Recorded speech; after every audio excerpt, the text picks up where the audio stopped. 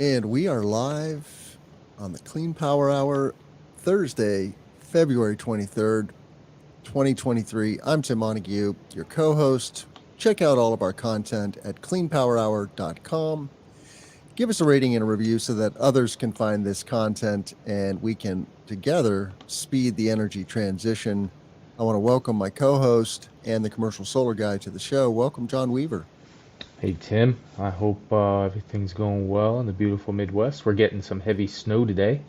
I rode home from RE Plus last night at like 10 p.m. on my bike in sleet, and it was coming down pretty fast and stinging my face. But whatever, made up for a good RE Plus day. So I Winter liked had it. to happen eventually, although it's still very mild here in central Illinois. Luckily, we did not get snow. We got rain yesterday, and now that's what you're getting is snow, I think. But Yep.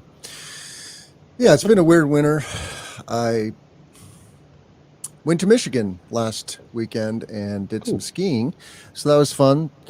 Um, Probably the second to last ski trip I'll do this winter. I'm going to go out west also. They got a lot of snow out west, so I'm keen to enjoy some of that in Utah probably. I think it's still ongoing too. So Yeah. so lots of good snow if that's your thing. So a couple of things. Yeah. You went to Costa Rica. Yeah. I want to hear a little bit about that. And then you went to RE Plus recently too in Boston. So let's talk about your vacation though. How was Costa Rica? Costa Rica is gorgeous. The country is very environmentally conscious, and that's actually part of their, one could argue, national business plan. Um, there are, we took tour guides in a few places, and these tour guides said that they took some pretty significant training so that they could talk technically about animals and environment. Uh, the country is a very large percentage hydroelectric powered. Then after that, it's not geothermal, but maybe it is, but it's from volcanoes. So Mm, it's a different type of thermal. yeah. And then they have wind. As well, I saw a few solar projects, rooftop solar projects floating around. Didn't see any ground mount, but I didn't really stray too far from the main roads, so no massive discovery. But definitely saw some solar. It's interesting. I rented a car and it was a gas vehicle. I don't know if I saw, and I wasn't looking, but I don't know if I saw a single EV charger during my 1 week of floating around the country. So that was something that made me think for a while about the revolution and how it's going to come about. Um, what's it going to be in other places who are moving along at a different pace? And I know it'll come eventually. Maybe other countries that aren't so car dependent can depend more so on charging at home and maybe at work versus, say, public charging stations. But of course, Costa Rica is a much smaller country than the United States, and different rules, different dynamics. They're going to govern Yeah, it's that. noteworthy. Speaking of electrification, I saw a report that now 20% of vehicles in California are electric. I don't know if that includes plug-in hybrids. I think it does, but it's a good stat, and that is almost keeping pace with the pace in Europe, whereas most of the U.S. is still below a percent or two. And but that where California goes, the country goes, and it's coming. And those laws that are banning ICE engines continue to roll out. I think California is what 2035. Um, Something like that. yeah, Now is it? It's. I think I saw the article you posted. Is it 18% of car sales in 22, or 18% of all cars? yeah, it's got to be sales, Yeah. not Okay. all cars. But back to Okay. Costa Rica. So, what Yeah. was the coolest thing that you saw? I mean, it's famous for its nature preserves and Yeah. wildlife and stuff, right? So, what was the coolest thing you saw? I think the neatest thing I did was, I mean, the coolest thing I saw was waking up in a hotel and peeking out the blinds and seeing nothing but green surrounding it and ocean in the middle on the Pacific Ocean. And it That's was just awesome. like, ah, it was beautiful. Um, Zip lining on top of the forests on the side of a mountain was pretty sweet. Oh, cool. I love zip Um, lining. Yeah, that's fun. and it was just green and clean. I mean, and the food that we were eating was just like everything was fresh and wonderful. Food wise, seafood and vegetables and fruits especially. Pineapple just tasted great. So if I, that was part of my logic was to go to a warm place because it's February and we're in New England. But second part of it was to go to do environmental tourism to see if we can help the machine along, financially speaking. Yeah, And it was just neat, beautiful place. awesome. And then RE Plus, Yeah, for our audience, if you're not dialed into the RE Plus series of events, you want to check that out. They host a big national event, of course, in the August September timeframe out west, usually called just RE Plus, formerly SPI. But then they do a bunch of regional events, and you were at RE Plus Northeast. There's one in sure. Southeast. There's one in Texas. They're all over, and so literally you could go to an RE Plus event every other month. But you were just in Boston, your home base, of course. So how was that? It was great, and there's actually double-digit number of RE Plus events. It's like 15 to 20. So there's smaller events, there's finance events, there's agrivoltaic events, there's this event, there's that, there's community solar events. So you could go to the big regional ones every other month, and then in those opposite months, you could probably go to these little mini ones that are across. So they have a lot of shows that they put on. So this is RE Plus Northeast, which is located in the Seaport in Boston for every time I've attended it. And historically, it was a smaller show. It's Boston. Who wants to go to Boston in February? But apparently, thousands of people do. And they come here for solar shows, which is amusing on another level. But the show was much bigger this year, which was cool. Like historically, they had this one set of rooms, two rooms that they would fill up. And I remember when it was just one room, then it was two rooms. Now it's those two rooms plus another hallway that's on the opposite side of the hotel. Um, One amusing slash annoying thing is that during registration, which was going very slow, the computers went down, the internet went down, and so people couldn't register. And this was just after 10 o'clock. This was like 10:30 a.m. The floor opens at 10. So they said, all right, everybody, just go down on the floor and, we'll let you in. And no problem with your, now without having Right. badges. And, to be honest, how many people are really looking to sneak into a solar show and take advantage of it that just Yep. randomly show up? Yep. So that was pretty cool. But the show was nice. Manufacturers on the floor got to shake hands with a few people we know. We met Chint, CPS, when I was there, and and CPS is a sponsor of this show. It was cool to chat with him. I actually had some hardware questions. Wanted to know about inverters because I'm hearing that three-phase inverters might have some challenges for availability. I definitely hear about single-phase inverters from a few manufacturers. So we just wanted to make sure that we're going to have product.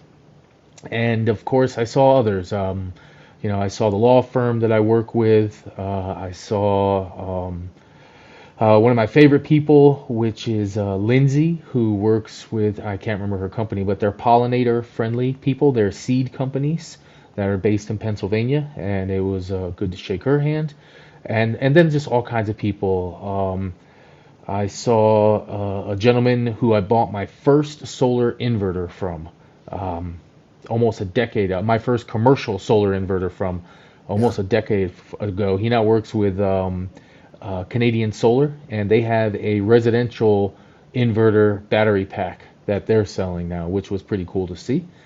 Um, and just I saw a neat portable battery, and I'll write an article on this so that I can show it off. But it was a neat portable battery with wheels on it that you could hook some solar up to. So just a portable solar generator. And I know a lot of people have an interest in solar generators for if the grid goes down. This is kind of a neat one. It's got enough battery and inverter in there that you could almost run a house off of it. It's that big. You can hook up that much solar to it, and it's got wheels, and so you could like wheel it out and plug in your solar panels, whatever it is. Um, and then of course just walk in the hall and having random people shake your hand and talk about it. I think that's the best for me because at this point 80% of your manufacturers, but there's another 20% that you want to meet that are new that you want to figure out what they're doing. And so that's the second best piece for me is to meet new manufacturers who I sort of know, but I don't have a sales guy. I don't have this going on. I don't have that going on. We have different things we have to learn about with them, and I, that's good for me just to meet manufacturers. So RE Plus was positive. It's growing. There's more people, and I rode home because I rode there on my bike because I'm about 4 miles away. Rode in nice, wonderful 35-degree, sunny, beautiful weather at 7:30 a.m. when I went over. And on the way back though at 10 p.m. it had started to sleet and the little ice pellets were smacking me in my face, and so I got home soaking wet. But it was still kind of nice. So it was a good show to go to. I'll put this in the show notes. The RE Plus calendar is jam packed. So March 28, 29, RE Plus Northern California. Then April 5 and 6 is RE Plus Texas. May 17, 18, RE Plus Southeast in Atlanta, Georgia. And then in July 26 and 27, RE Plus Mid-Atlantic. Wow. RE Plus, the big one, is September 11 to 14 in Vegas. And then in October, RE Plus Florida. October 18 and 19 in Fort Lauderdale, Florida. I would love to catch that. That would be a lovely time to go to Florida, I think. Although might still be hurricane season. Yep. And then RE Plus Midwest, coming back to the Midwest, November 14 and 15 in Chicago, Illinois. And then next year they're going to do a community solar power summit. So those are the RE Plus events. And then I wanted to shout out that there is a solar farm summit focusing on agrivoltaics, March 13 to 15 in Chicago, Illinois. March 13 to 15. Check it out, solarfarmsummit.com. I'll put that in the show notes. And then Midwest Solar Expo, in their 9th year, I believe, is May 1 to 3, 2023 in Chicago also. So 3 major solar events in Chicago. Boom. Shout out to Jake Rosemarin and company at Antenna that are putting together the Midwest Solar Expo. I'm on the education committee helping to bring great speakers on topics like agrivoltaics to the Midwest Solar Expo. Cool. So many cool things. Not enough time, not enough money to catch all those planes around the country, John, but someday. So maybe you just got to drive from one to the other and make your life based on That's right. traveling from one show to the next show, and somehow we can turn this into a TV show or something like that. What do you think about that, Tim? Yeah, that's a great vision, John. I need a Class C RV again or a Class B. I had a Class C, sold it. It was too big, so Class B. That's tall. That's the challenge, is finding a van that's tall enough for Mr. Montague. But let's get into the news, John. We have a story which is bittersweet. This is a story from NPR Illinois, actually. And the title is, "An Activist Group is Spreading Misinformation to Stop Solar Projects in Rural America," by Miranda Green and Michael Copley. And the story opens with a story about a farmer in Virginia's Shenandoah Valley, named Roger Hauser, who wanted to lease his land to a solar developer, 500 acres, to develop a utility-scale solar farm, a project that could power 25,000 homes, as the article points out. And it turned into a big, gnarly mess. And it turns out that there are now several organizations that are dedicated to fighting wind and solar projects across the country. One of them is Citizens for Responsible Solar. And these groups are using tried and true organizing tactics. You have to give them some credit because of their tactics. They mobilize neighbors of these projects to object to the project, the bottom line, right? And and they're successful at stopping many projects around the country now. The question is, why are they objecting to wind and solar? Okay, wind. I understand there are some legitimate concerns. I don't want to live right next to a wind farm necessarily, but we need wind power, and it should be a farmer's right to lease their land to a wind or solar developer as long as they're developing within the rules and regulations of that state and that county.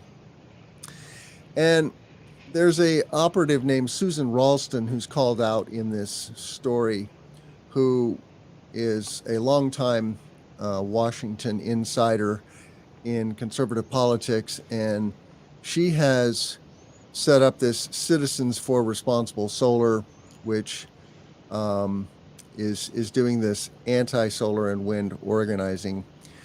I don't know, John. What are your thoughts about this? This is a very legitimate concern that there's this force, but it's also just in general that we solar developers, we do face pushback, whether it's being fueled by these anti-solar groups or just there are local objections. That also happens, right? There are organic objections from neighbors or from zoning boards of appeals, and we have to get more savvy. So, one thing I don't like about the article is the title. It calls them an activist. This isn't an activist. This is a lobbyist that is funded by fossil fuel companies.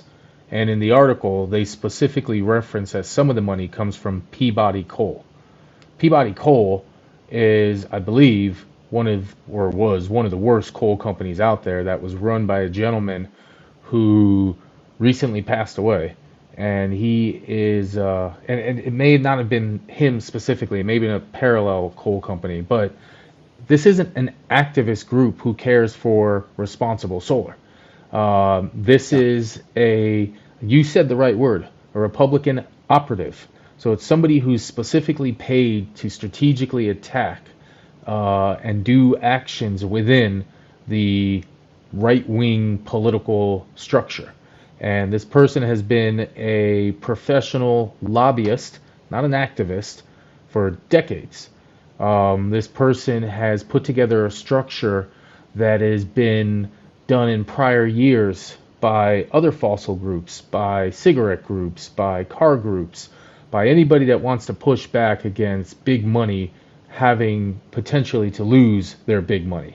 And so that's the key first. This is not an activist group that seeks responsible solar. This is a lobbyist, a coal lobbyist, who seeks to attack large-scale solar. And that's what their job is. They have no interest in pushing solar in any places. They solely have an interest in attacking large-scale solar. And their job, their technique, and there's a neat map. If you open that article and scroll down about 2/3, or about 1/3, there's a map that shows the different states that they've been able to create groups in that mimic and use the exact language, the legal language. And that's another key detail, is that this lobbyist who gets funding from coal companies writes language and gets it from lawyers and gets it from groups like the Manhattan Institute, and they come up with words to say in front of uneducated folk. And they say, hey, this stuff, and half their things are just lies, and they enjoy spreading lies. But they then create Facebook groups, which is a great way to connect with locals, and then they spread this same legal language, legal sounding language, and they push it. And they push it for every project that pops up. And on the list, I believe there's 12 or 13 states, 10 states. No, actually at least 12 states. And so what I think is a response education is going to be necessary. And I'm actually going to ask Ann Fisher. She's the boss at PV Magazine USA, the executive editor. I'm not certain. I just call her the boss. Um, and I'm going to ask if we can write a few articles on this topic, specifically first highlighting the group, and then secondly, breaking down each of their spread talking points so that we Yeah, can let's talk at about least that. So educate it. the article points out that they claim, and this is on Citizens for Responsible Solar's website, 10 reasons industrial scale solar isn't right for agricultural rural areas. Number 1, industrial scale solar power plants should not be placed on land already zoned for A1 agriculture and rural area use. Number 2, the land is forever destroyed. Literally, that is the language they're using. Number 3, solar projects should not be placed near wetlands, rivers, streams, tributaries to avoid immediate damage to water quality and possible contamination hyphen ecological disasters. Number 4, solar power plants destroy wildlife habitat. Number 5, solar power plants threaten preservation and should not destroy historic sites, and on and on and on. And so, you immediately recognize, if you're a clean energy professional, that these arguments don't hold any water. Just number 1, right? Putting it on ag land, solar is good for the land.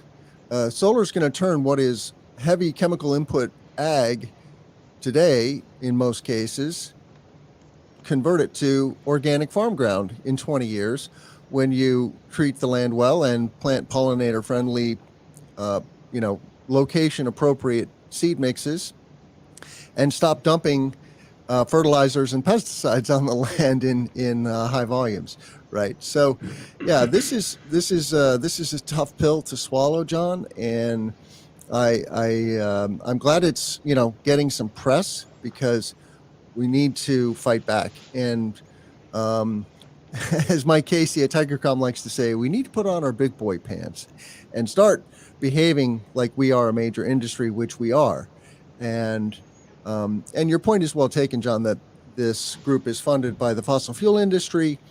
And, the fossil fuel industry has a long track record now, right, of lying to the American public about climate change, the risks of climate change.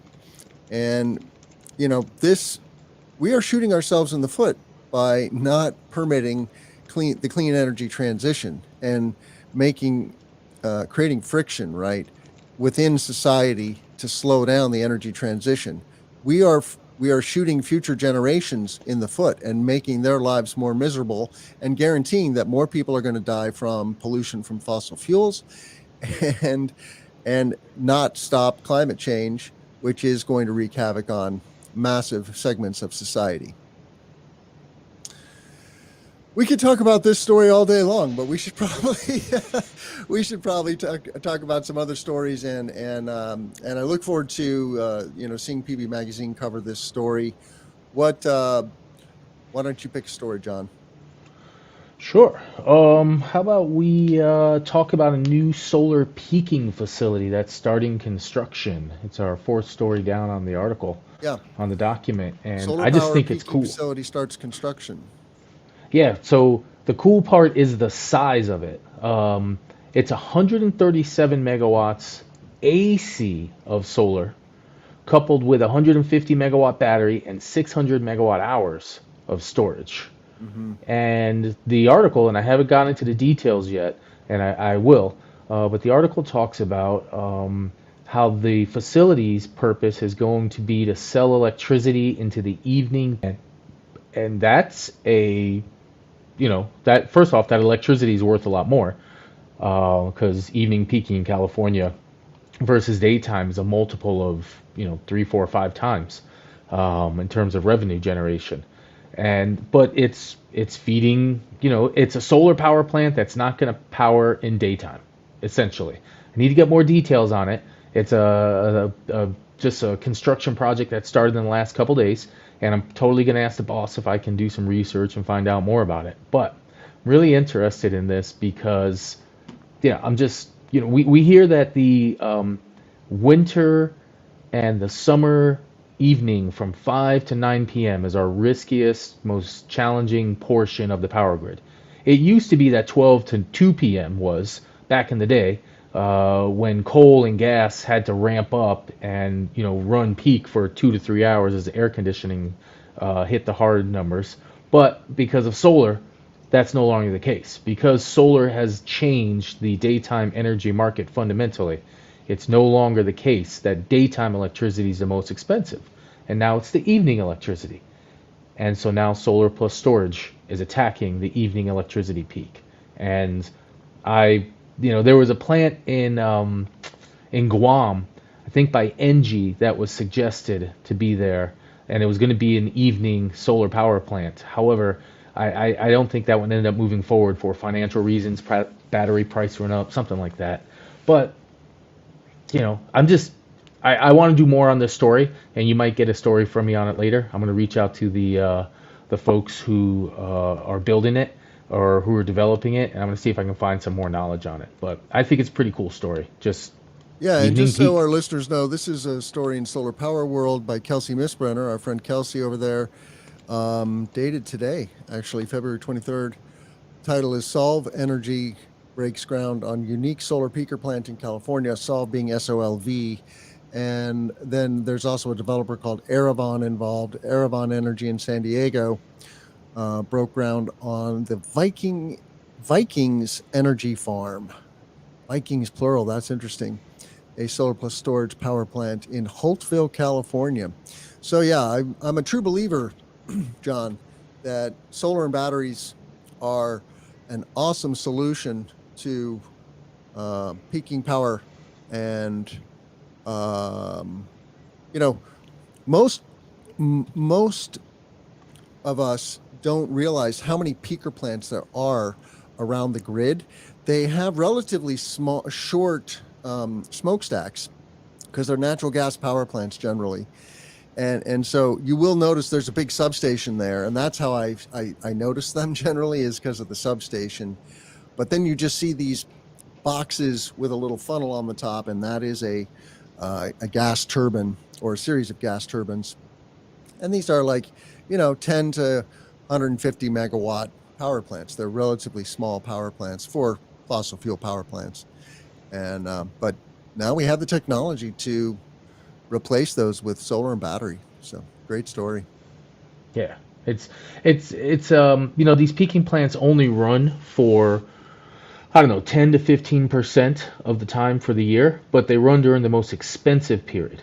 So if we can get solar plus batteries deployed onto the grid during this, and they're in place specifically for this very expensive period, number one, those batteries will be able to be used in other times of the day, and number two, we're just knocking out more facilities. We're giving a chance for batteries and solar to be funded with high priced electricity, and that's going to put some. That's just going to get a lot of volume in the ground. I mean, there's hundreds of these peaking plants around the nation, gas peaking plants that have been built since, say, the year 2000 or so. Got to be in the thousands, don't you think? I didn't. It very well could be. I don't know the number well enough, so I didn't want to say that. Yeah. It could very well be in the thousands, but there's definitely hundreds. I know for a fact. So yeah, hundreds to thousands of peaking plants. I remember reading in a long way back, a guy named Jim Robo. He used to run NextEra. He suggested that come the year 2020, there would never be another gas peaking plant built. I'm sure that there's been one built since then. I don't know explicitly, but I'm sure that there has been. However, I would argue that, maybe he was off by a couple years, but, it's coming. It's coming now, and it's going to keep coming. And, California didn't build any new stuff with their crisis. They allowed a few ones to stay open for a little longer, and that's good because we got to have a solid power grid. But that stuff's going down, and this plant represents the future of it, which is significant. So I just like this concept. I like it being used, and this is the key thing that I really like about this is that this is solar electricity for the evening after the sun has gone down, Yep. and that's just pretty awesome. Yeah, as I was explaining to a colleague yesterday, solar is very limited it only works when the sun shines. It's awesome when the sun is shining, but we energy professionals have to be both and solar and storage, because you can store extra sunlight, and we get 5 to 10,000 times more sunlight than all of society needs. So we're swimming in solar energy. We just need to figure out how to capture it and then use it after hours. So, moving on, I found this is a story from the end of January, so shame on me for not covering this earlier, but a story from Inside Climate News. Dan Garino is the journalist. The story is new wind and solar are cheaper than the costs to operate all but one coal-fired power plant in the United States. And the story is about a report by an organization, a think tank called Energy Innovation. But what they did is they just they scoured the country and looked at the cost of power from all these different power plants. And they discovered that 99% of fossil plants are more expensive to operate than new wind, solar, and batteries. And that is what is driving, John, utilities en masse to make plans to shutter their fossil plants and replace them with wind, solar, and battery. It is a purely economic decision. They may care about the environment and climate change and the future, creating a safer, healthier future for humanity, which is what the clean energy transition does, right? But they're doing this for economic reasons. And the only plant that was cost competitive was I believe it's a mine mouth plant in Wyoming, apparently. So Wyoming is coal country. Illinois is coal country. We have a massive mine mouth plant in southern Illinois called Prairie Power Station or something like that. And it's a boondoggle because the co-ops and munis that are buying the power from that power plant cannot offer their customers cost competitive power. And literally, industrial C&I off-takers, these are factories in northern Illinois, are leaving those cities that are served by those co-ops because the cost of electricity is like 14 cents. If they just go across the street to ComEd territory, they can get 4-cent power. So anyway, good story. What else? Do you have any comments about it's basically a story about the energy transition, right? It's happening writ large. Energy innovation as a data analyst, I think they're cool. They write really nice articles, and they do a lot of good in-depth stuff. So I've never paid them for consulting. I think I once solicited them once, but if you need some good math done, the gentlemen that run that firm are pretty smart. In reference to the cost of coal not being competitive, what's really interesting is that there's not even a carbon tax on this coal. I mean, this is still a facility that's allowed to massively, these are facilities that are allowed to massively pollute the world, yet they're still not cost effective. So it's just interesting.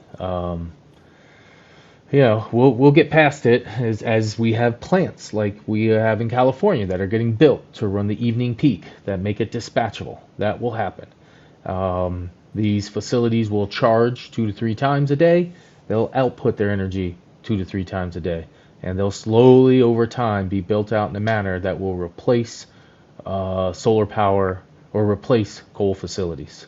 So it's just good data to see, and it's been covered by others before. This is just another great way of showing it, and it's cool.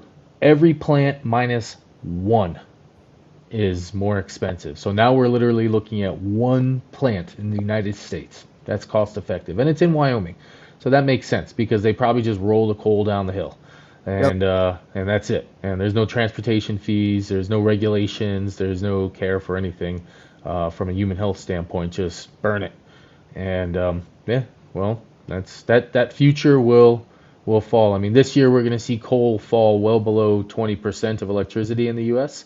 I think. There'll be an report on that come Monday, I believe, of next week, the 27th. Really? Because I think of coal as being almost 40% of the American grid. No, gas is about 40. Coal Oh, okay. is Maybe I'm about 20 conflating and it with going under. gas. Yeah, yeah. Yeah. They've pretty much flip-flopped since the year 2020, Okay. 2000 or so. Okay. So, yeah. So coal's, coal is below nuclear or right at nuclear, could be below nuclear, but it's plunging. So it's going down. So that's good. We like that. Yeah. Yeah, and if anyone argues with you about, well, we should build more nuclear, just look at the cost of nuclear and you'll immediately see why we're not doing that. It's because you can't build cost-effective nuclear power.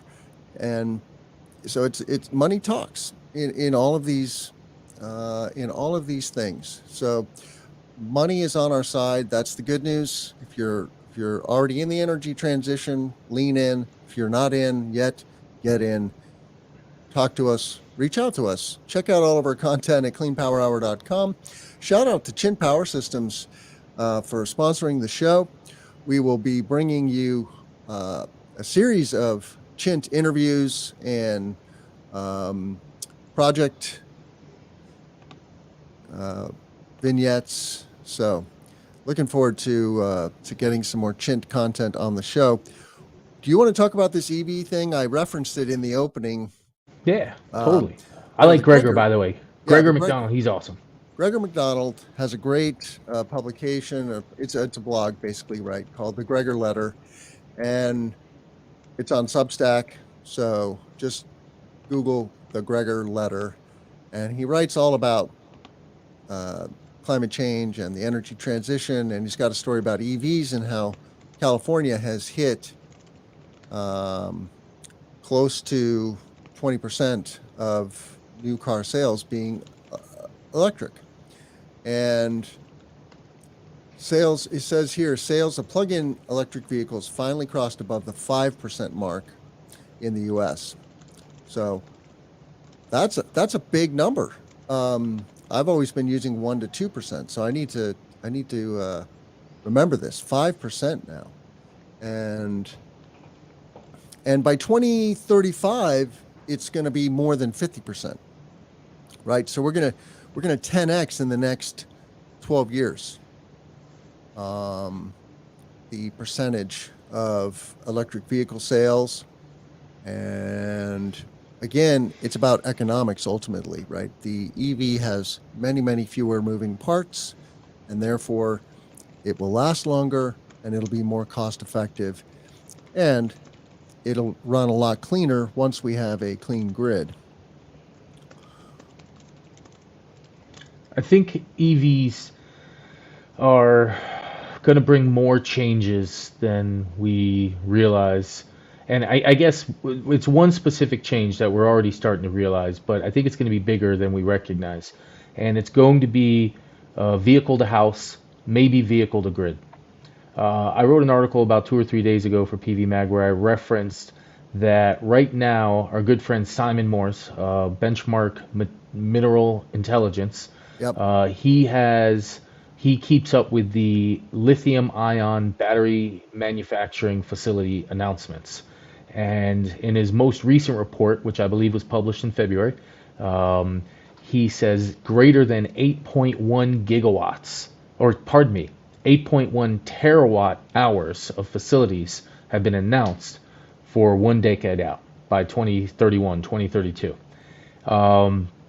And I did some rough math, and 8 terawatts, if it's, let's just say we stop statically at 8 terawatts and that's all we make, if we were to do 8 terawatts of batteries per year, and I know these are going into cars, but I'm just, I'm a sales guy making a pitch, but 8 terawatt hours of batteries going in a car over the course of 10 years, because lithium ion will last 10ish years. Over that 10 years, we will construct enough batteries that will offer about 26 hours of electricity grid backup. And it's Mm. about 2.6 hours, based on my rough math, about 2.6, 2.7 hours per 8 terawatt hours. Because we use like 24 thousand terawatt hours per year. I divide that by 365. Then I divide that by 24. Blah blah blah blah. Just some big, little spreadsheet stuff. And so we're going to have potentially a full day of backup, and that's significant because that backup can be used every single day. And if you have a full day of grid backup, and then you have a day where it's less windy or less sunny, or you have a week where it's less windy or less sunny, you got something to work with. And again, this is only for the cars right now, but if we roll out fleets of cars, like let's say we have 300 million cars in the United States, and let's say each one has a 50 kilowatt battery. 300 million, 1, 2, 3, 4, 5, 6, 7, 8. You mean a 50 kilowatt hour battery? 50 kilowatt hour battery, yep. Yep. Then we divide that by 1,000, so that's megawatt hours, that's gigawatt hours, that's terawatt hours. That's 15 terawatt hours of batteries. That's a lot. Now, that is relative to the United States, which is 4 petawatt hours. 1, 2, 3. You divide that by 365. That's a day and a half just in our cars of our power grid. So we could hypothetically back up the power grid for a day and a half with if we happen to max out our cars the day before some event. That's significant because it's just big. And I have another article I wrote last week, and we could maybe cover it, but now there's a battery and this is this is perfect. So we have all these cars and we're thinking nobody's ever going to hook their car up to the grid. Doesn't make sense. Well, first off, that's BS. But secondly, we now have companies who are specializing in taking battery packs, and I'm going to add this to the document so you can share it in the room, at least a picture. They're taking battery packs and they're putting them into shipping containers, and they're now running the grid. So we don't even have to use the cars. So I'm going to put the in the room over here. I think I can chat. Maybe I'm allowed to chat. Maybe I'm not allowed to chat. But yeah, I'll just put it in the document. But we now have battery packs that we're just taking them straight from the car and we're putting them into a shipping container. And now that shipping container is running the grid. And so I added that link to the document right below where you're at. If you wouldn't mind sharing one of the images where you can see the packs in the shipping container, that'd be great. But we're going to roll batteries straight from cars to the grid. And that's going to mean the capacity of energy storage available for the grid is going to go up faster. Now, there's still questions about, how long will these batteries last? What percentage of them will be usable? All valid questions. We don't know those answers yet, but it's something that's going to happen. And it's something that we're going to see. And it's going to be really interesting how that rolls out and how we benefit from it. And it's just a thing that I'm really interested in watching because we have the just like solar panels for a while. We were like, it'll never scale. We'll never make enough. You people don't understand how much we need. Well, we've shown that that's not the case. We're going to be doing the exact same thing with manufacturing battery cells. Yeah, here it is. So I believe it's the world's largest used EV battery power facility. And then if you scroll down just a little bit, there's a couple of images I grabbed from their YouTube video. They're very quiet about, announcing things. There you go. Those are, I can't remember if those are from Nissan. I think those are from Nissan. It says Nissan battery pack container. Yeah. So they're literally going from cars, throwing them into shipping containers. And that's a battery pack. And it's not as efficient and not as dense as, the pure ones. But these are used battery packs. There's even a market for this product. And, there's a market for people buying and selling it. So that means this is turning into a used battery market, just like used cars exist and are massive revenue generators. Now we're going to have it for used batteries.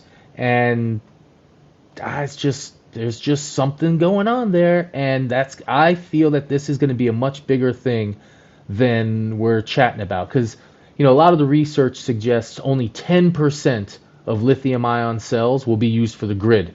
And 90% will be used for cars. Well, okay. I don't mind secondhand stuff. I've had secondhand jeans that last for a long time. I don't mind having a secondhand battery. One of these could back up a house. Throw one of these, buy one of these, dig a hole in your garage, don't dig a hole, do it smarter than that, but you could throw one of these in your garage and it could be your house backup. And we could start building houses that have like little containers where you can slide them in. That might not be a good idea. But yeah, there's a use here. And there are going to be people who are going to be buying these shipping containers because there are going to be companies that become experts at making them. And so there's a whole nother argument about whether or not we should be driving cars at all. We should have livable cities. Great, awesome. But we are going to have cars. We are going to have transportation needs. And if this is a end of life use, an end of first life use, that's cool. And I'm just looking forward to this next stage of the transition. Yeah, and in a related story, you found a story on Bloomberg titled "Electric Vehicle Sales Top $1 Trillion in Wake-Up Call for Car Makers. Alarm bells are ringing at manufacturers that have been reluctant to ditch combustion." And I can't access the whole article, Oh, but I can gather that they're pointing out that if you aren't majorly investing in the future of electrification as a car maker, you are in trouble because it is coming. And hey, you you saw mind the if I Super share? Bowl ads, right? GM is all over the Super Bowl, right? With their electrified fleet, GM trucks, right? It's electric vehicles are going mainstream. Hey Tim, you mind if I share the article? Because I have purchased a Bloomberg subscription. Yeah, do it. I have no problem if you can do that. There we go. Click share the screen, Bloomberg. There it is.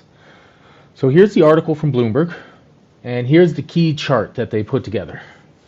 And it shows that starting they at least in this chart they were tracking it in 16, and you can see the breakdown. The bright green is passenger vehicles, so it's about 1/3 of electric vehicle investment, and then about half of it was commercial EVs and buses.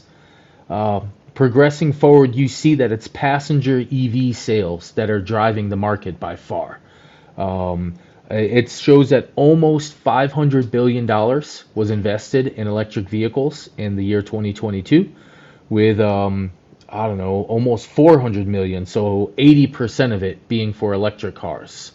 Then there's probably 5 to 10% that's electric 2 and 3 wheeler sales, and that's really heavy in Southeast Asia that I've heard, India specifically.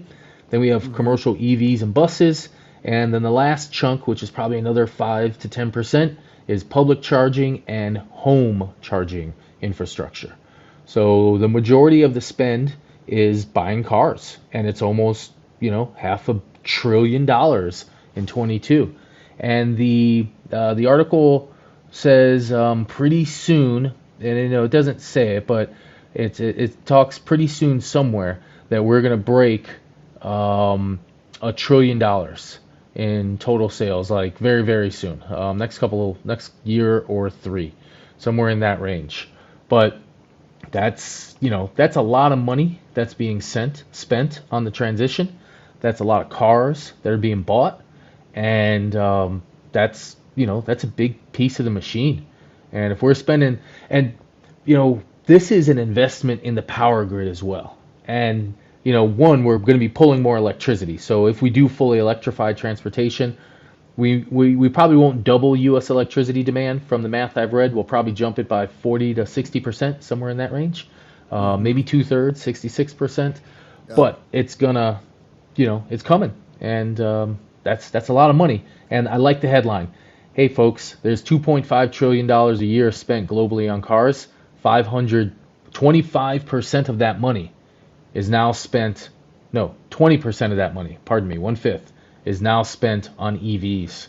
And if you aren't paying attention to EVs, car manufacturers, you're about to get whacked. You're about to lose a lot of revenue.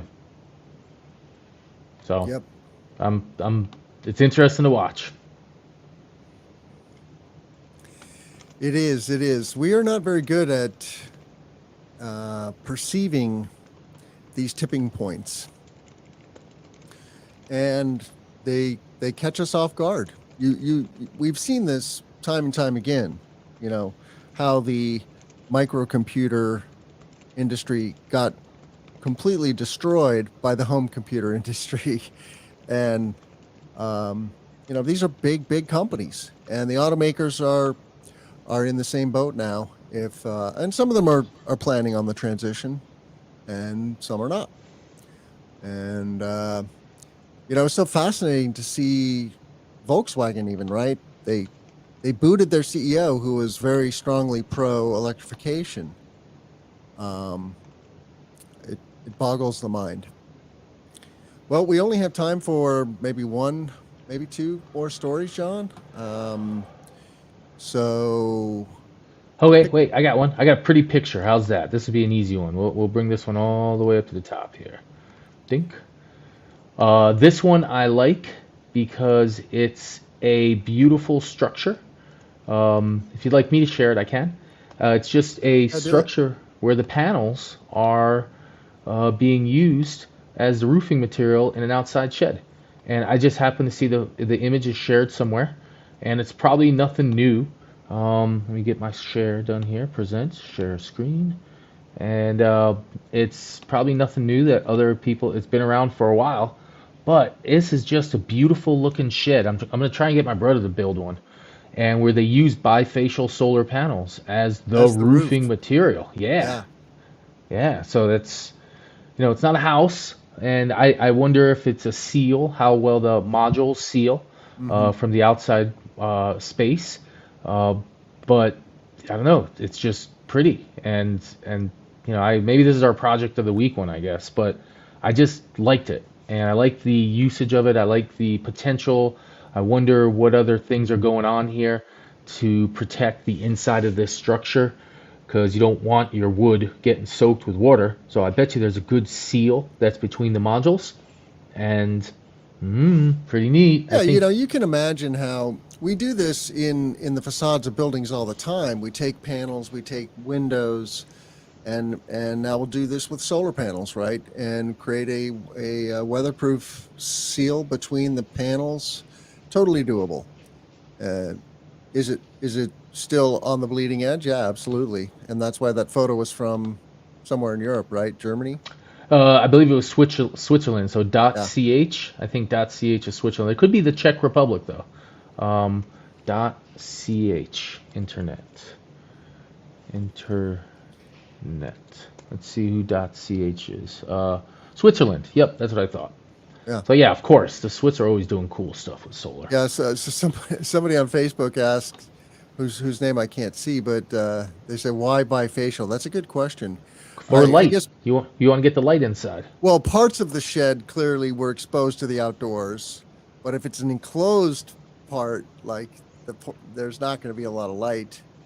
Um, Maybe it does let more light come through, though, and so you're benefiting from the daylight. And the reality is that the price delta between monofacial and bifacial is relatively small, and um, so, but that's my guess. Is that there were parts of the structure where clearly the panels are exposed to the outside and could then pick up the backside power. But good question. Yep. Oh, it's Yeah. Robert Sturble. Hello, Robert, in Pennsylvania. All right, So, John. Well, how can our listeners find Mr. Commercial Solar Guy? you can visit my website, commercialsolarguy.com. We're a general contractor in Massachusetts and Rhode Island. We're a consultant nationwide. We help develop solar projects, and we're just a solar company that's out there doing work. We have good engineers in house, and always looking to want to pay our bills. So give us a call.